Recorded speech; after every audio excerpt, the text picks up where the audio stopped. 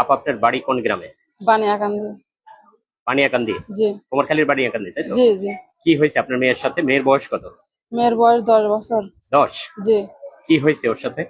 ও মক্তবে পড়তে গেছিল, হুম। ওখান থেকে ডাকে নিয়ে আসে।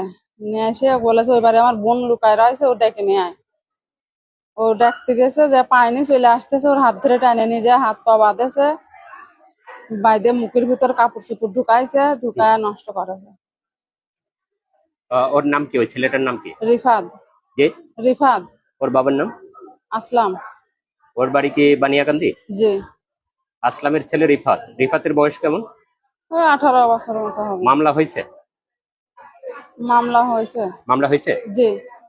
মামলার বাদী কে? আমি এটা তো সঠিক বলতে পারবো না, কারণ আমরা এখানে চলে আইছিলাম, ওখানে সবাই ছিল। একজনের নামে মামলা হয়েছে, রিফাতের নামে? এটুকু আমি জানি না। সবাই ওকে ওকে এখন, পালাইছে? হ্যাঁ পালাইছে। কখনকার ঘটনা? সকাল 6টা, 6:30টার দিকে। রবিবার সকাল 6টা? জি। আচ্ছা। আম, মেয়ে তো কুষ্টিয়া জেনারেল হাসপাতালে চিকিৎসা নিচ্ছে, তাই না? জি আর মানে ধর্ষণের যে আলামত, সেটা কি ডাক্তাররা পেয়েছে? জি। আপনি কি চান? শাস্তি চাই, যাতে এরকম নোংরাম আর না করে। আজকে একজনের সাথে করবি, কালকে আরেকজনের সাথে করবি, দেশে তো এরকম আরো দুর্নীতি বাইরে যাবে। যাতে কঠিন শাস্তি হয় সেই জন্য। আচ্ছা, ঠিক আছে।